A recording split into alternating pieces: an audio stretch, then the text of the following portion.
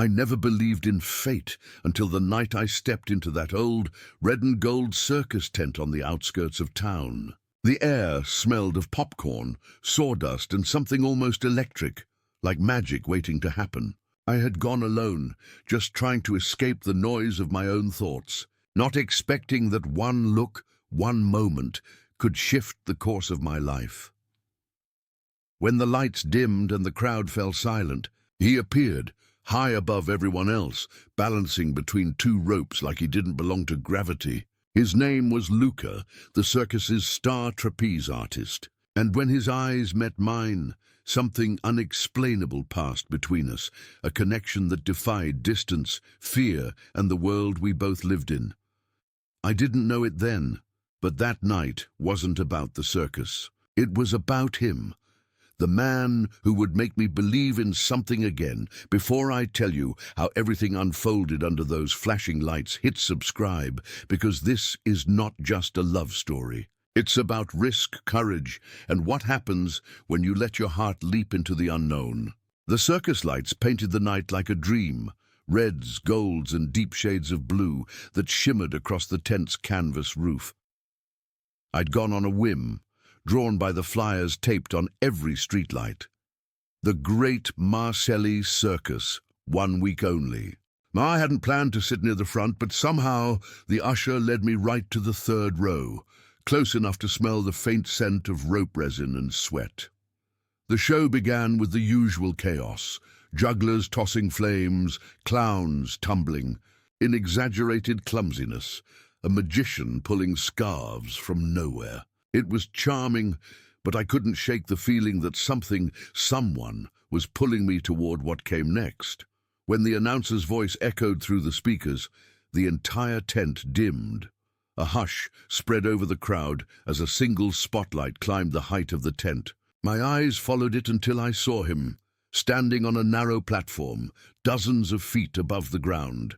His body glistened faintly under the light, every muscle taut and ready. "This," the announcer said, "is Luca Marcelli, our fearless trapeze artist." The crowd applauded wildly, but my hands froze halfway. I couldn't move. I couldn't breathe. He was unlike anyone I had ever seen, tall, graceful, his dark curls shining against the pale dust of chalk covering his skin. And when he leaned forward, gripping the trapeze bar, his eyes scanned the audience. For a second, maybe less, they stopped on me. It felt impossible, but I knew it. He looked right at me. The music swelled. He leapt. The crowd gasped in unison as he flew across the air, a blur of strength and light, caught by another performer mid-flight, then spun and released again, twisting, turning, flying. The rhythm of it all was hypnotic. My pulse matched the beat of the drums. Every move looked effortless, but I could see the control behind it, the way his fingers tightened, the sharp breath he took before each leap, and then came the final stunt. The music stopped. Total silence. He climbed even higher, balancing on a rope thinner than my wrist.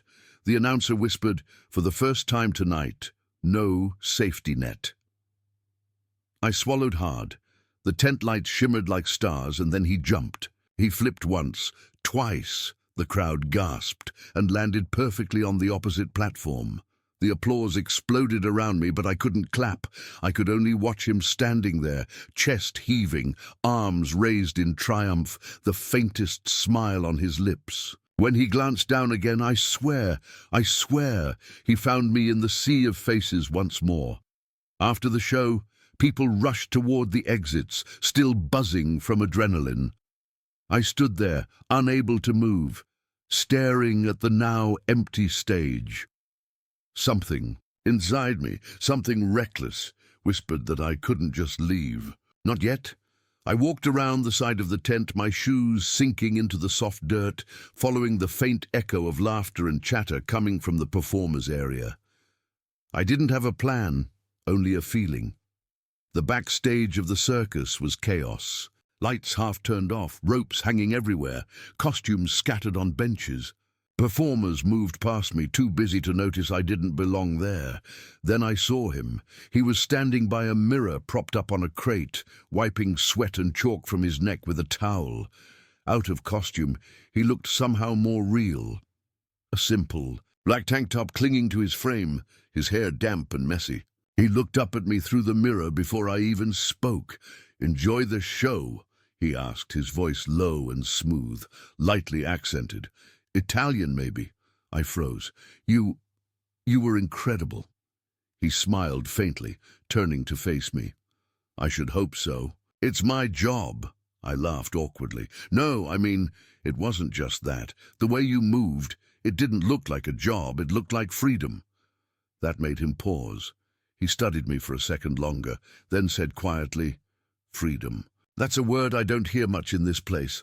Before I could ask what he meant, someone called his name from behind the curtain.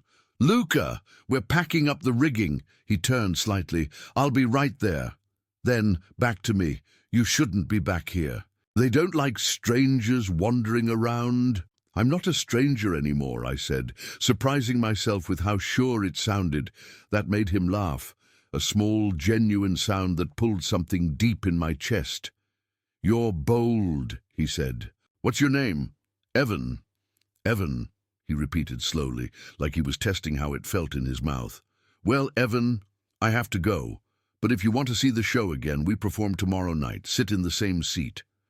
I hesitated. "And if I do?" He shrugged, a hint of mischief in his smile. "Maybe I'll look for you." And then he was gone, walking back into the glow of the tent, swallowed by the moving shadows of the circus. I stood there for a long time after, my heart still racing, the faint echo of his voice looping in my head.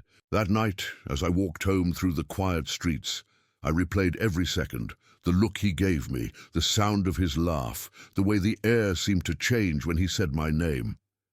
I knew I should have felt ridiculous, falling for a stranger I'd spoken to for less than 5 minutes, but somehow it didn't feel like a beginning. It felt like something I'd been waiting for my whole life. When I reached my apartment, I lay awake for hours, staring at the ceiling, the faint smell of sawdust still clinging to my jacket. Somewhere in the darkness, I realized something that scared me and thrilled me all the same. Tomorrow night, I'd be back under that tent, and this time, I wouldn't just be watching the show, I'd be waiting for him. The next evening came too quickly. I spent the entire day trying to talk myself out of going back to the circus, but by the time the sun dipped below the rooftops, my feet had already made the decision for me. The cool air smelled faintly of smoke and sugar from the food stands outside the tent. When I bought my ticket, the woman at the booth smiled knowingly, as if she'd seen people like me before, the kind who return not for the magic of the circus, but for something or someone. I found my seat again, 3rd row, same spot as the night before. The hum of the crowd buzzed around me, but I barely heard it. My eyes darted up to the trapeze rigging high above the stage, where a shadow moved between ropes. I could tell it was him, even before the lights found his face. When the show began, everything else blurred. I barely noticed the clowns or the animals or the ringmaster's booming voice. My pulse only steadied when the spotlight returned to that same high platform. Luca stepped forward, his hand resting on the bar, the muscles in his arm flexing under the chalk dust. He looked down at the crowd, and for one dizzying second our eyes met again. A tiny smile flickered on his lips, almost invisible to anyone else. But I saw it, and suddenly the whole tent, the noise, the people, all of it faded. He flew again. This time I noticed every detail.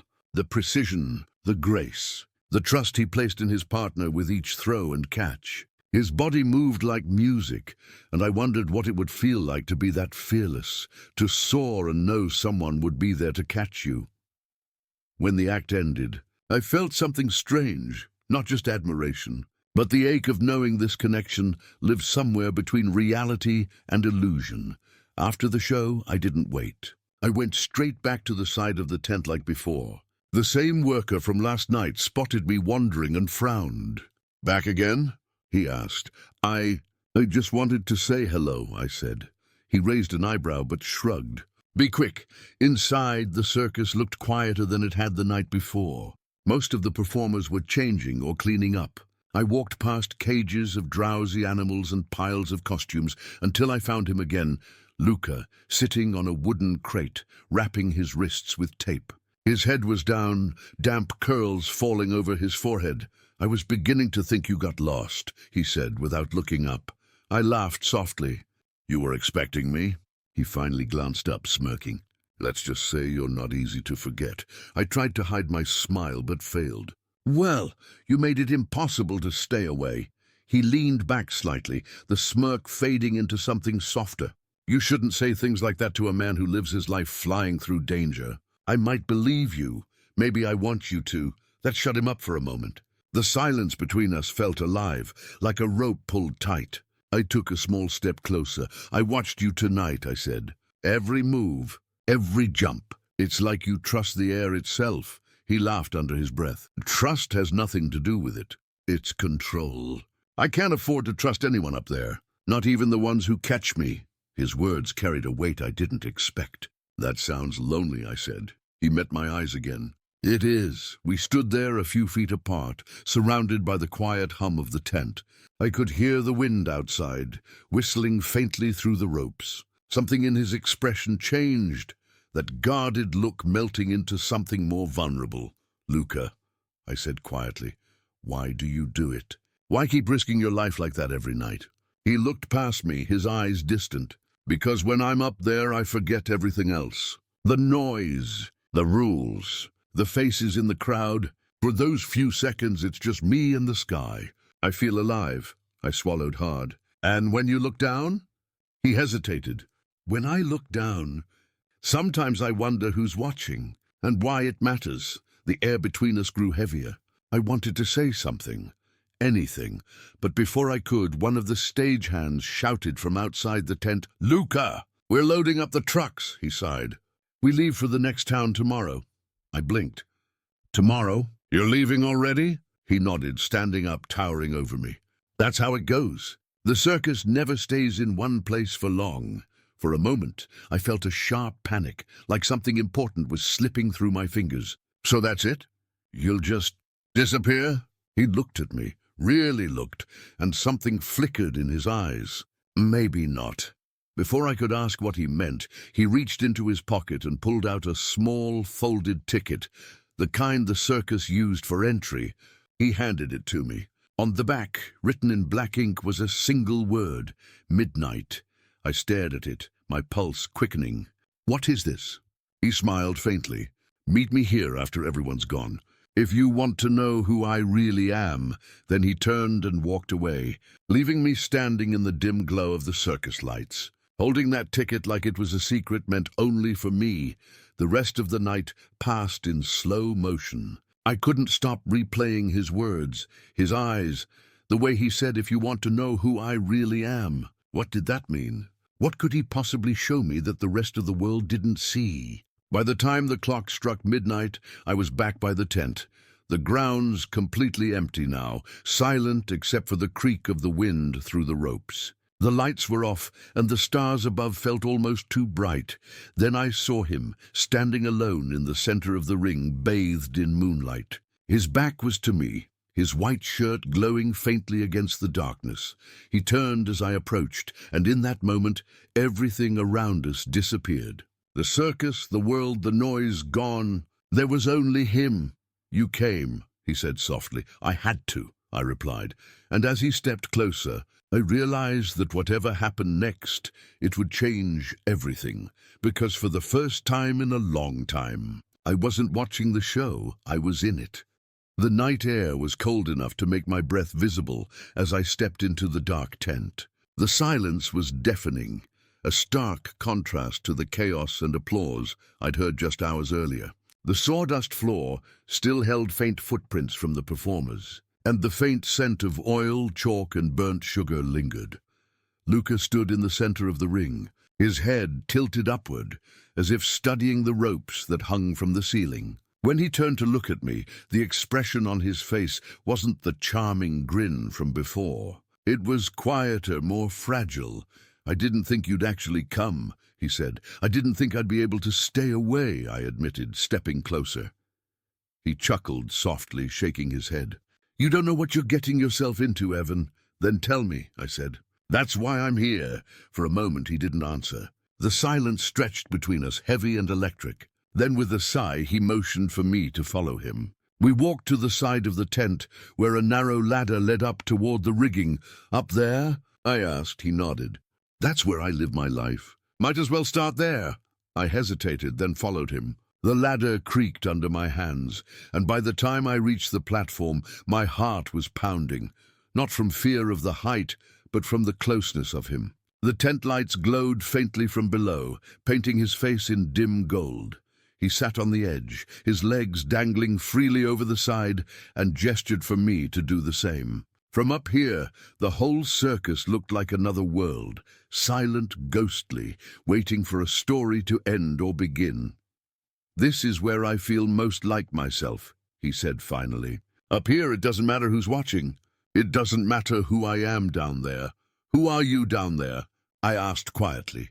He turned his head toward me, studying my face for a moment before answering. "Someone pretending to be fearless. Someone paid to fall and always land on his feet. But when the lights go out," he paused, "I'm just a man who doesn't know how to stop running." "Running from what?" He let out a bitter laugh. "From everything. From everyone. Maybe even from myself." His voice broke slightly on that last word, and I felt something in my chest tighten. I wanted to reach out, but I didn't. Not yet. "You know," I said, trying to steady my voice, "you make people believe in something beautiful. You make them forget their problems for a few minutes." He smiled faintly. "And when they leave, I'm still here with mine." We sat there in silence, listening to the faint creak of the ropes. The moonlight slipped through the cracks of the tent, illuminating his profile, his jawline, the scar near his lip, the calm sadness in his eyes. Without thinking, I said, "You don't have to be alone. You know." He turned to me sharply, his expression unreadable. "Don't say that," he whispered. "Why not?" "Because if I believe it, I'll fall. And no one will catch me this time." For a second, neither of us moved. Then, before I could think, I reached out and touched his hand. His fingers were rough, cold, trembling slightly. He didn't pull away. "Maybe falling isn't always a bad thing," I said softly. He looked at our joined hands, then up at me, his eyes shining in the dim light. "You talk like someone who's never lost anything." "I've lost plenty," I replied. "But maybe that's why I'm not afraid of falling anymore." Something shifted in his gaze. He leaned closer, the faint scent of chalk and cologne between us. My pulse thundered in my ears. His voice dropped, barely above a whisper. "You shouldn't be here, Evan." "I know." "Then why are you?" "Because you asked me to be." For a heartbeat the world stopped. His eyes searched mine, full of conflict, fear, longing, disbelief. Then, as if surrendering to something inevitable, he closed the distance between us. The kiss was hesitant at first, a question neither of us knew how to answer. But when his hand cupped the side of my face, the tremor in him vanished. It was deep, real, like he'd been holding his breath for years, and finally exhaled. When we finally broke apart, both of us were shaking. He pulled back just enough to look at me. "You don't understand what this means," he said. "For me." "For you? Then explain it. If anyone finds out, I lose everything," he whispered. "The circus, my reputation. All of it." "Then tell me to leave," I said. "Tell me this was a mistake." He stared at me, his breath uneven. But he didn't say it. Instead, he closed his eyes and rested his forehead against mine. "I can't." The quiet stretched again. The ropes above us swayed gently, the air carrying a faint chill. It felt like the universe was holding its breath. Then suddenly there was a noise below us. Footsteps, voices, the faint beam of a flashlight cutting across the tent floor. Luca tensed instantly, his body going rigid. "Someone's here," he hissed. "They can't see you." "Who is it?" He didn't answer. Instead, he grabbed my hand and pulled me toward the ladder. "Go now," I hesitated. "What about you?" "I'll handle it." But before I could climb down, the flashlight beam caught the movement of our shadows against the canvas. Someone shouted, "Luca, who's up there with you?" My stomach dropped. He turned to me, panic flashing in his eyes. "Go!" he said again, pushing me toward the ladder. I started climbing down, every rung echoing like a heartbeat. Below, the voices grew louder. I didn't dare look back until I reached the ground. When I did, Luca was still up there, his figure framed against the moonlight, shoulders tense. "Go!" He called again, his voice rough, urgent. I ran through the tent flaps, the cold air hitting my face like a wave. Behind me I heard shouting, someone demanding answers. Luca's name echoing into the night. I didn't stop running until I was blocks away.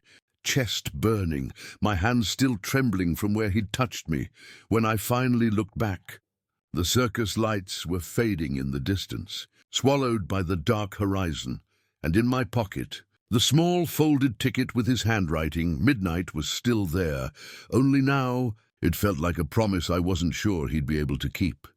I didn't sleep that night. Every sound outside my apartment window, the hum of traffic, the wind brushing against the glass, pulled me back to that moment in the tent. His voice, the fear in it, the kiss, the way he told me to run.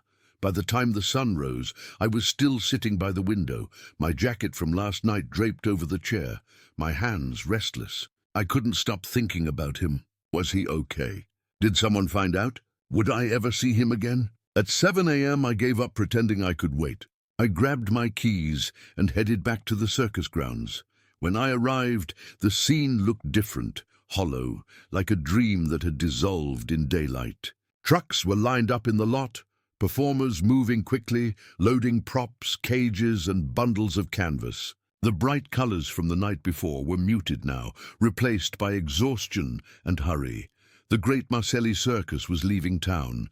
I scanned the area, searching for him. Every face I passed felt wrong until I saw him, standing near one of the trailers, shirtless, his skin glistening under the morning sun as he loaded crates onto a truck. His expression was focused, distant. When his eyes finally caught mine, he froze. "Evan," he said, barely audible. His voice carried a mix of surprise and dread. "I had to make sure you were okay," I said, stepping closer. "Last night," he cut me off with a sharp shake of his head. "You shouldn't be here." "Luca," he looked around nervously. A few other performers were nearby, watching us. "Not here," he said in a low voice. Behind the tent, I followed him to the back, where the air smelled of dust and diesel. He ran a hand through his hair, looking more alive and yet more terrified than I'd ever seen him. "What happened after I left?" I asked. "They saw someone," he said quietly. "But they didn't know it was you. They thought I was rehearsing after hours. I managed to convince them to drop it," I exhaled, relief flooding through me. "So no one knows?" "Not yet." "Then what are you afraid of?" He turned to me sharply. "Afraid? Evan, if anyone even suspects, I'm finished. This isn't some normal job. The circus has rules, old ugly ones. If they find out I'm—" He trailed off, shaking his head. "If they find out you're what?" I said, stepping closer. He didn't answer, but I saw it in his eyes. Shame, fear, a lifetime of silence pressed into one unspoken truth. "You think you're the only one scared?" I said quietly. "You think I didn't feel it last night? Running like some criminal because I couldn't bear to let you take the blame." He looked away. "You don't understand, Evan. I've been doing this my whole life. The circus is all I have. It's not just work, it's my family. If they knew," his voice cracked, "they'd throw me out without a second thought." I took a step closer until there was barely space between us. "Then leave with me." He blinked, stunned. "What? I mean it. You said you're tired of running. So stop, leave this behind. We'll figure it out." He stared at me, his jaw tense, his eyes darting between mine like he was searching for an escape. "You don't know what you're saying." "I know exactly what I'm saying," I said firmly. "You said the only place you feel alive is up there. But maybe that's because you've never had a reason to feel alive down here." He exhaled sharply, frustration twisting through his face. "You make it sound so simple." "Maybe it is. It's not," he said. "You think I can just walk away? My brother runs this circus. Everything I've ever done, every performance, was to keep his trust. He's the one who raised me, the one who taught me how to survive. If I leave, I betray him." I fell silent. The wind rustled through the canvas beside us, making the ropes creak. "So you'll stay?"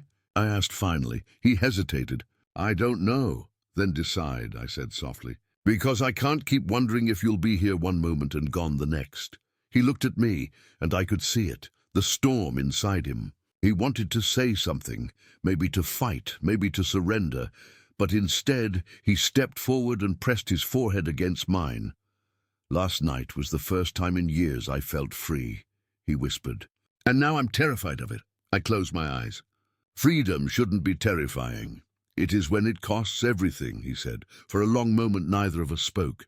Then from somewhere beyond the tents, his brother's voice echoed, "Luca, we're leaving in 10. He pulled back instantly, his hands falling to his sides. "I have to go." "Don't," I said.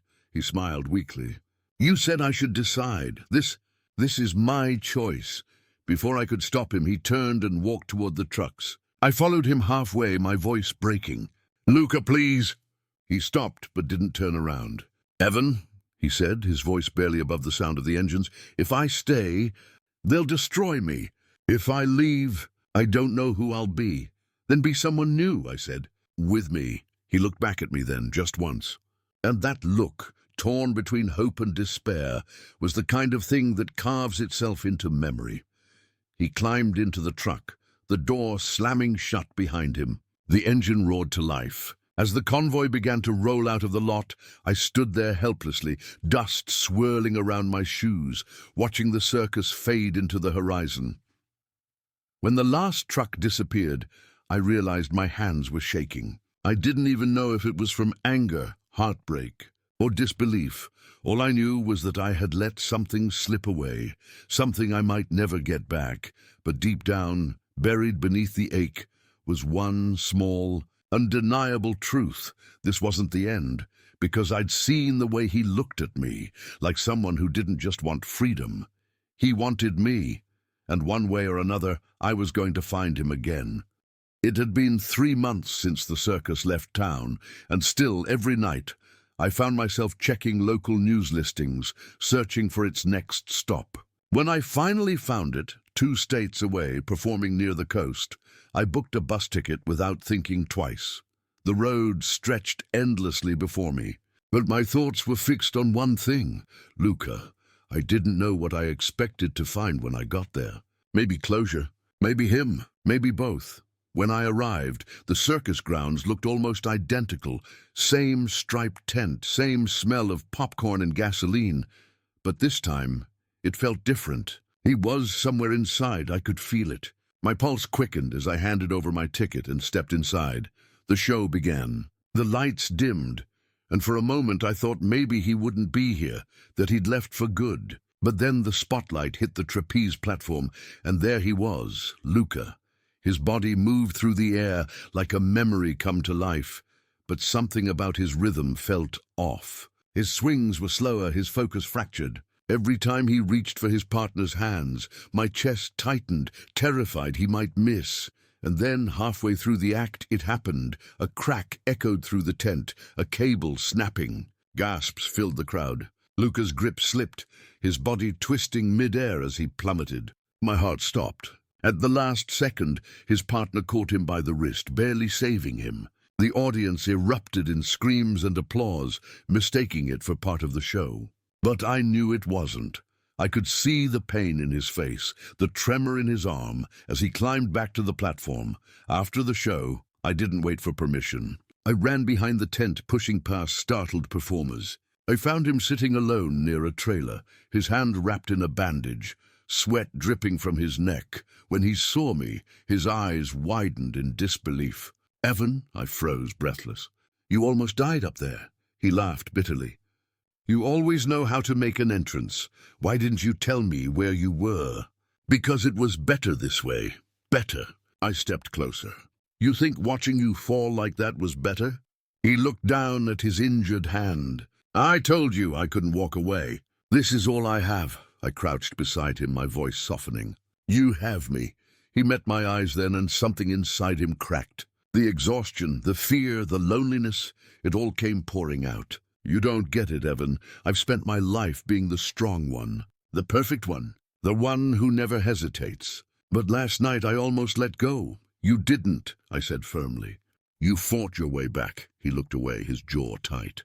Maybe I shouldn't have. The words hit me like a punch. Don't say that. I'm serious, he said quietly. Every day feels like I'm balancing on that bar, waiting to fall. The circus, my brother, my secrets. It's all a trap. Then let it break, I said. Let it all fall apart, he shook his head. You don't understand what you're asking. Then explain it to me.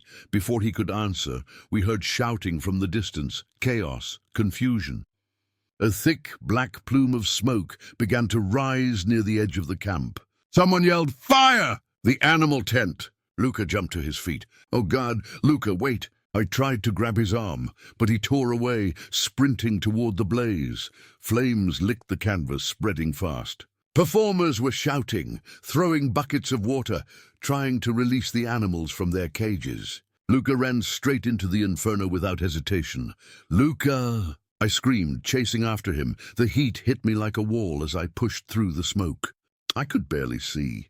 Shapes moved in the haze, people, animals, shadows. Then I spotted him, trying to untie a panicked horse trapped against a burning post. I stumbled toward him. You'll kill yourself! Get out! He shouted. Go! Not without you! He freed the horse with one final pull, but the flames closed in fast. He turned to me, his face streaked with soot, eyes wild. Evan, go! I grabbed his wrist. No! A burning beam crashed beside us, sparks flying. The noise was deafening. He pushed me backward, out of the way, but the collapse trapped him halfway inside. Luca! I tried to reach him, but he shook his head, coughing. Run, he said weakly. Please, not without you. I screamed. He smiled faintly through the smoke. You already caught me once, and then the fire consumed everything. When I woke up, I was in an ambulance, wrapped in a blanket, the night sky swirling above. My hands were blistered, my lungs burned. I tried to sit up. Where's Luca? I gasped. No one answered. The paramedic looked away. Later I stood near the ashes of the tent, dawn breaking through the smoke. The circus was gone. All that remained was silence and the faint smell of burnt rope. In the wreckage, I found something half buried, a small piece of paper, scorched at the edges. It was the same folded ticket he'd given me that first night. On the back, barely legible under the soot, was one word written in his handwriting. Fly. I sank to my knees, clutching it to my chest. The tears came before I could stop them. Maybe he was gone. Maybe not. But I knew one thing. He'd finally stopped running, and somehow that meant I had to keep going, because love, the kind that burns, breaks, and saves you, doesn't end in ashes. It becomes the wind that carries you forward. It took me months to find the courage to step near a circus again. Every tent I saw in the distance sent a chill through me. Every faint sound of laughter or applause brought back that night. The fire, the smoke, the way his hand slipped from mine. But grief, like love, doesn't stay buried. It circles back quietly, patiently, waiting for you to face it. So when I heard that a new show had come to town, a smaller one, said to be formed by survivors of the great Marcelli Circus, I knew I had to go. Not because I wanted to, but because something inside me refused to let the story end in flames. I bought a ticket for the evening show. The man at the booth looked exhausted but kind. You'll like this one, he said. There's a tribute tonight. To someone special. My chest tightened. Inside, the tent was smaller than the one I remembered, but the smell was the same. Dust, sweat, and the faint sweetness of popcorn. I sat near the back, alone. The lights dimmed, the chatter quieted, and soft music began to play. The performance opened with familiar faces. Some of the same acrobats, clowns, and handlers I'd seen months ago. They moved slower now, like people carrying ghosts with them. Then the announcer's voice filled the tent. Tonight, we dedicate this performance to a man who flew higher than any of us, and who never came back down. My breath caught. A spotlight illuminated the trapeze platform, empty. A single rope swayed slowly under it, glowing white in the light. And then the music changed. A haunting melody played on violin, soft and trembling.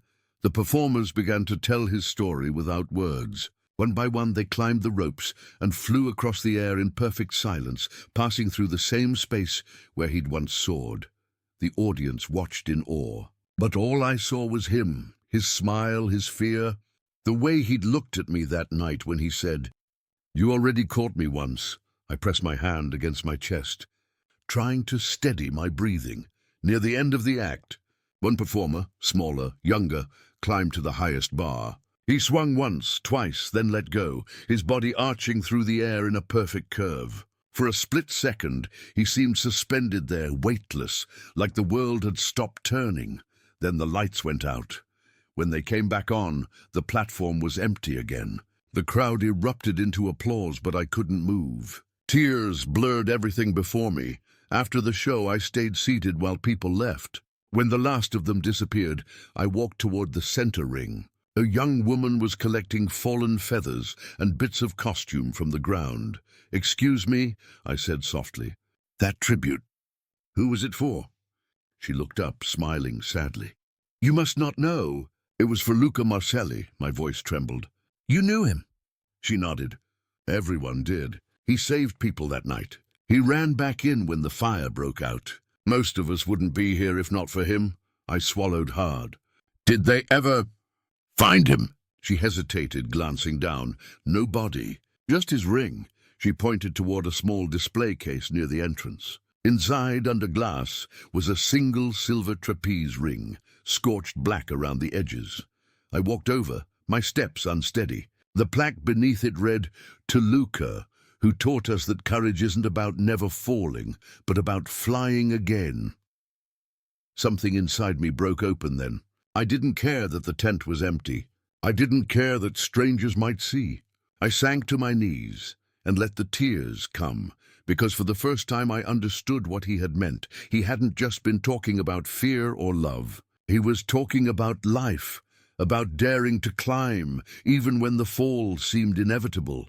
When I finally stood, the young woman was watching me quietly. "Were you close to him?" she asked gently. I smiled faintly. "Closer than he ever let himself believe." She nodded slowly, her eyes kind. "Then maybe you should come back tomorrow. We're performing again. You can see him in every flight." I looked up at the trapeze. The ropes swayed gently, still glowing in the soft light. "Yeah," I said quietly. "Maybe I will." As I stepped outside, the night air felt different, warmer, lighter. The wind carried the faint echo of laughter and applause, blending with the whisper of the sea nearby. I walked toward the cliffs overlooking the ocean. From there, I could see the circus tent glowing faintly in the distance, like a lantern in the dark. I reached into my pocket and pulled out the folded ticket, the one I'd found in the ashes months ago. The edges were still burned, the ink faded, but the single word remained: fly. I held it against the wind, letting it slip from my fingers. The paper danced through the air, twisting upward, carried toward the sea until it disappeared into the stars. And as it vanished, I realized something.